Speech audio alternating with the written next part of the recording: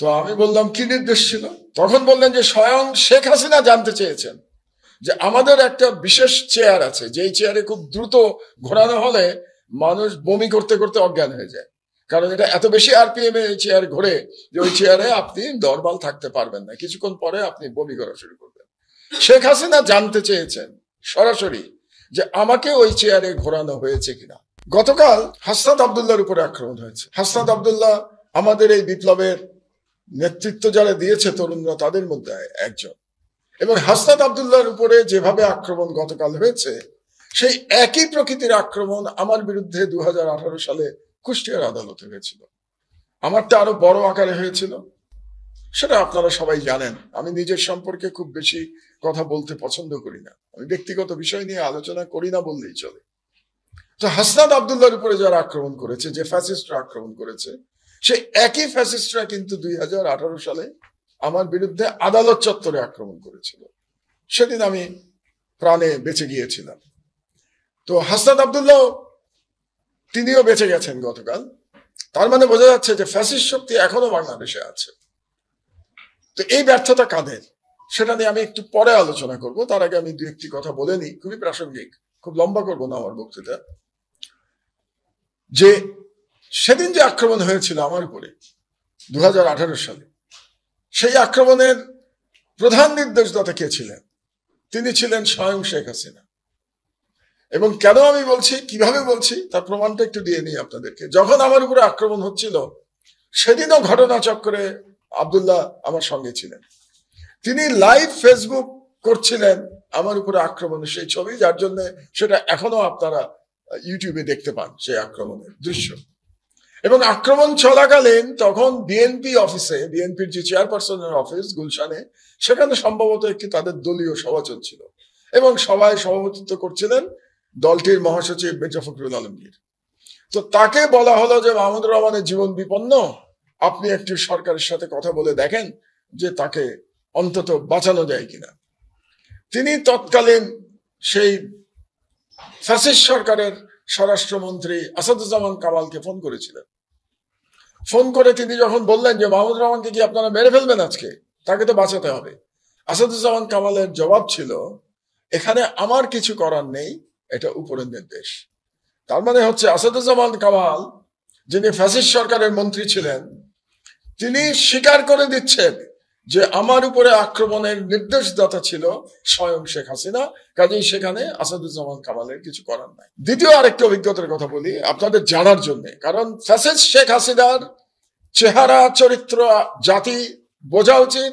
আমার ধারণা জাতির সব অংশ এখনো বোঝে নাই, যে কারণে আমরা এখনো বক্তব্য দিতে গিয়ে শেখ হাসিনার আমলের সাথে অন্য আমলের তুলনা করি। আমরা বলি যে অন্য আমলেও মিডিয়ার প্রতি আক্রমণ হয়েছে। এটা যখন বলি আমরা, তখন ফ্যাসিস্ট শেখ হাসিনাকে এক ধরনের লেজিটিমেসি দেই আমরা। এটা আমাদের স্মরণে রাখা দরকার। শেখ হাসিনার আমলের সঙ্গে কোনো আমলের তুলনা চলে না। এ ব্যাপারেও যদি আজও আমরা বুঝে না থাকি, তাহলে আমাদের শিক্ষার এখনো অনেক বাকি আছে, যে আশঙ্কা আসাদ ভাই ব্যক্ত করেছেন। তো শেখ হাসিনার আর একটা ঘটনা বলে রাখি আপনাদেরকে। আমার 39 দিন রিমান্ডের একটা পর্যায়ে শেষ দিন আমাকে ডিবিতে ডেকে নিয়ে যাওয়া হলো। আমি কিন্তু মাটিতে থাকতাম ডিবিতে, এবং ডিবির যে গারদে থাকতাম, সেই গারদে 30-35 জন আমরা গাদাগাদি করে থাকতাম। তো সেখান থেকে শেষ দিন হঠাৎ রাত্রি 12টার দিকে আমার ডাক পড়লো যে আপনাকে ডিসিডিবি ডেকেছেন। তো আমি গেলাম। যাওয়ার পরে ডিসিডিবি আমাকে বললেন যে এর মধ্যে আমার কিন্তু আয়নাঘর দেখা হয়ে গেছে, র্যাবের আয়নাঘর ঘুরে এসেছি আমি। তিনি বললেন যে আপনি, স্যারই বললেন, এটা খুবই আশ্চর্যজনক, স্যার বলেই বললেন স্যার আপনি আমাদের উপরে হয়তো রাগ করেছেন আমাদের আচরণে, কিন্তু রাগ করবেন না, আমাদের উপরে যে নির্দেশ ছিল তার কিছুই আপনাকে আমি করি নাই। তো আমি বললাম কি নির্দেশ ছিল?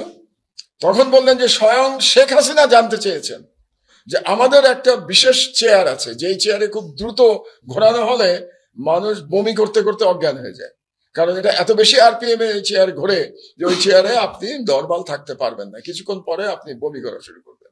শেখ হাসিনা জানতে চেয়েছেন সরাসরি যে আমাকে ওই চেয়ারে ঘোরানো হয়েছে কিনা। এই হচ্ছে শেখ হাসিনার চরিত্র। আমরা যদি শেখ হাসিনার চরিত্র সম্পর্কে এবং ওই সরকারের চরিত্র সম্পর্কে কোনো ভুল ধারণার মধ্যে থাকি, সেই ধারণা এখনো মিটে যাওয়া উচিত। তাহলে আমরা কি চাচ্ছি? আমরা চাচ্ছি যে বাংলাদেশে যাতে শেখ হাসিনা বা শেখ হাসিনার মতো ফ্যাসিবাদ আবার ফিরে না আসে। যে কথাটা আমার ছোট ভাই খলিলি খুব চমৎকার বলেছে, সে বলেছে যে ফ্যাসিবাদ এবং স্বাধীন গণমাধ্যম একসাথে চলতে পারে না। Absolutely correct. একই কথা আসাদ ভাই ওনার মতো করে বলেছেন যে আমরা কি কিছুই শিখলাম? জুলাই বিপ্লব কি ব্যর্থ হয়ে গেল? জুলাই বিপ্লব ব্যর্থ না হলেও বিপ্লব ব্যর্থ হয় না, কোনো বিপ্লব ব্যর্থ হয় না। আজকে যে 5ই মের কথা আমি বললাম, যেদিন 5ই মেতে হত্যাকাণ্ড চালানো হয়েছিল সেদিন মনে হয়েছিল যে 5ই মের বিপ্লব ব্যর্থ হয়ে গেছে। 5ই মের বিপ্লব যে ব্যর্থ হয় নাই 2013 সালে, সেটা প্রমাণ করেছে, মাহফুজরা প্রমাণ করেছে সেটা 2024 সালের 5ই আগস্ট তাদের বিপ্লব সফল করার মধ্যে দিয়ে, যে 5ই মের বিপ্লব ব্যর্থ হয় নাই, আপাত দৃষ্টিতে মনে হয়েছে ব্যর্থ হয়েছে। সুতরাং যে জুলাই বিপ্লব কোনোদিন ব্যর্থ হবে না, কিন্তু জুলাই বিপ্লবের যে স্পিরিট সেটা নিশ্চয়ই দুর্বল হয়ে গেছে। যদি দুর্বল না হতো তাহলে কালকে হাসনাত আব্দুল্লাহ আক্রান্ত হতো না। হাসনাত আব্দুল্লাহকে আক্রমণ করার সাহস কি করে পায় ফ্যাসিস্টরা? ফ্যাসিস্ট পতিত শক্তি সাহস পাচ্ছে মানে আমাদের মধ্যে ঐক্যের অভাব ঘটেছে, একতা চলে গেছে এবং ফ্যাসিবাদ আবার মাথাচাড়া দিচ্ছে যারা এতদিন লুকিয়েছিল এই 8-9 মাস ধরে। তাহলে বর্তমান সরকারের দুটি কাজ অবশ্যই করতে হবে।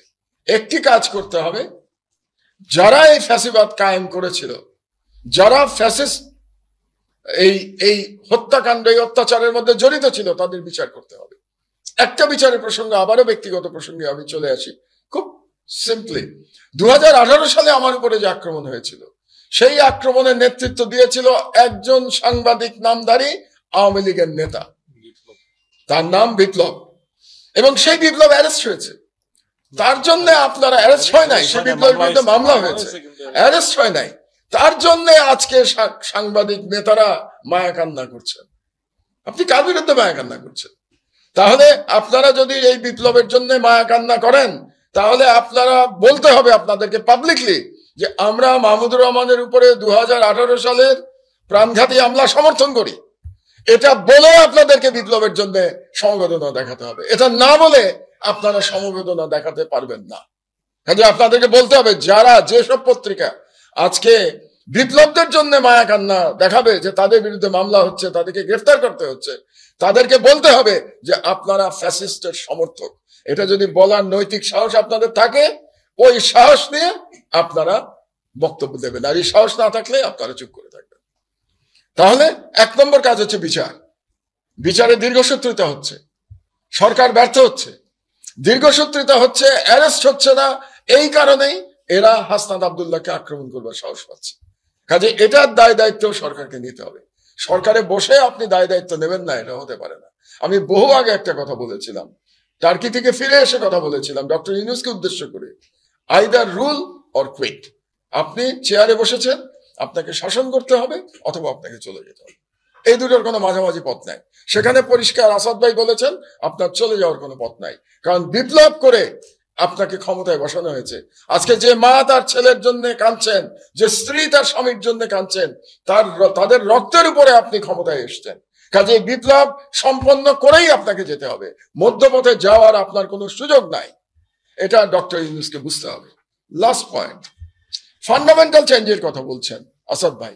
কেন বলছেন? কারণ আবারও খলিলির প্রসঙ্গে আমি ফিরে যাই, ফ্যাসিবাদ এবং স্বাধীন গণমাধ্যম একসাথে চলতে পারে না।